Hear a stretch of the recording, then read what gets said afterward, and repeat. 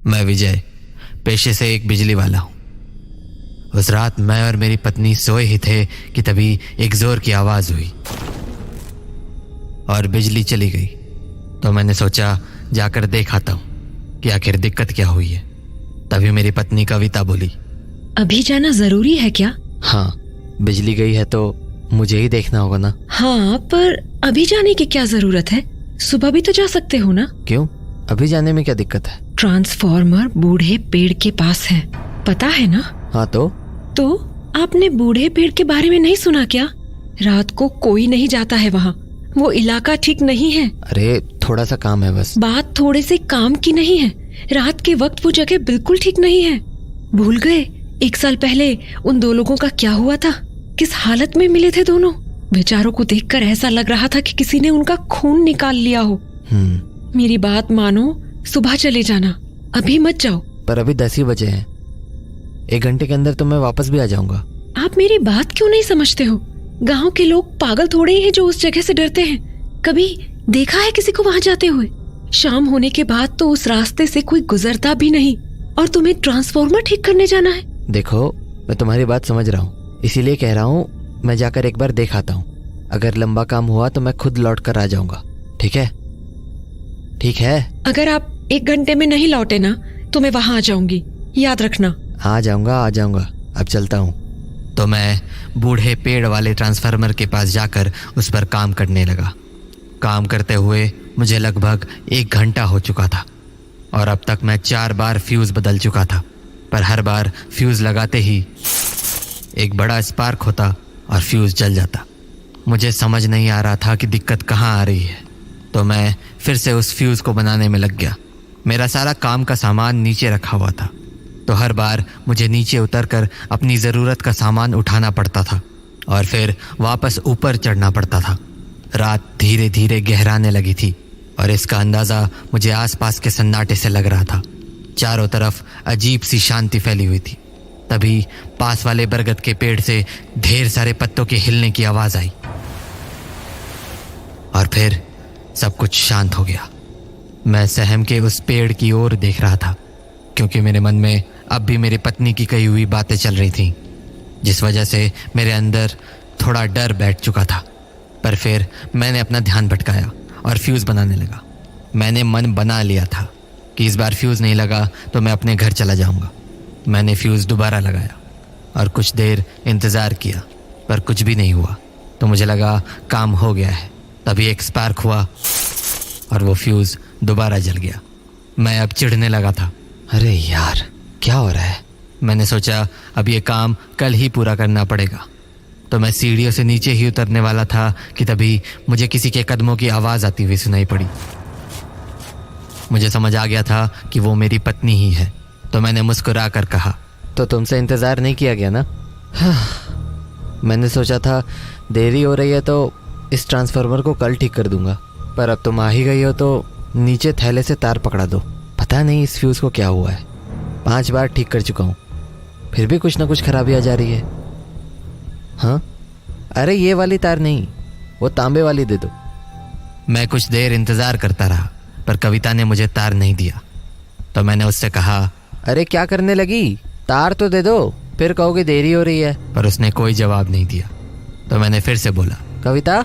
जब इस बार भी उसकी आवाज़ नहीं आई तो मैंने पलट कर देखा, पर वहाँ मेरे अलावा और कोई भी नहीं था। नीचे ज़मीन पर देखा तो मेरा टूल बॉक्स भी गायब था। मुझे यह बात बड़ी अजीब लगी। मैंने सोचा कविता मुझे बिना बताए कहाँ चली गई, वो भी मेरा टूल बॉक्स लेकर। तभी मुझे कदमों की कुछ आहट सुनाई पड़ी।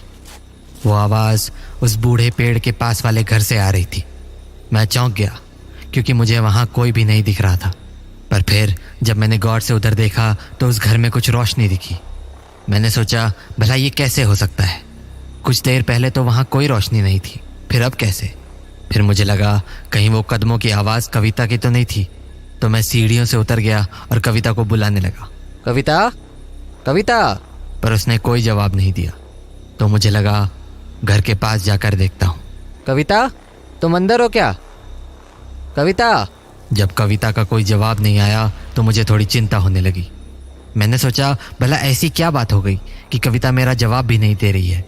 कहीं वो किसी मुसीबत में तो नहीं फंस गई। वो कह भी रही थी कि ये इलाका ठीक नहीं है, कहीं किसी बदमाश लुटेरे ने तो। मैं इन बातों को सोच ही रहा था कि मुझे घर के अंदर से कुछ बर्तनों के गिरने की आवाज़ आई। मेरा शक अब यकीन में बदल गया। मैं समझ गया कि कविता अंदर ही है और किसी मुसीबत में है। तो मैं फ़ौरन उस घर के अंदर घुस गया, पर अंदर कमरे में कोई नहीं था। मैंने पूरे कमरे को देखा तो ऐसा लगा जैसे ये घर अरसों से खाली पड़ा हो। चारों तरफ मकड़ी के जाले लग चुके थे और दीवार पर काई जम चुकी थी। ज़मीन से तो घास और जंगली पौधे भी उगने लगे थे। मुझे अब ज़्यादा डर लगने लगा था। तभी सामने वाले कमरे में एक रोशनी दिखी। मुझे वो बात अजीब लगी क्योंकि अभी कुछ ही देर पहले वहाँ पर कोई रोशनी नहीं थी। तो मैं उस कमरे के दरवाजे के पास चला गया। उस कमरे की हालत और भी बुरी थी। ऊपर से बदबू इतनी ज़्यादा थी कि जान निकल जाए। पर फिर मेरी नज़र कमरे की बाईं ओर गई क्योंकि रोशनी वहीं से आ रही थी। पर उस वक्त जो मैंने देखा, उस नज़ारे को देखकर मेरा खून जम गया। मैंने देखा अंदर कमरे में एक खटिया है जिस पर कोई आदमी लेटा हुआ है। उसके एक हाथ में जगह जगह पर सुई घुसी हुई थी जिससे धीरे धीरे उसका खून निकल रहा था। वो सारा खून एक सलाइन की बोतल में इकट्ठा हो रहा था और एक एक बूंद करके एक पतीले में गिर रहा था। उस पतीले के नीचे आग भी जल रही थी, मानो कुछ पक रहा हो। ये सब देखकर मेरा दिमाग काम करना बंद कर चुका था। मुझे समझ नहीं आ रहा था कि आखिर ये हो क्या रहा है।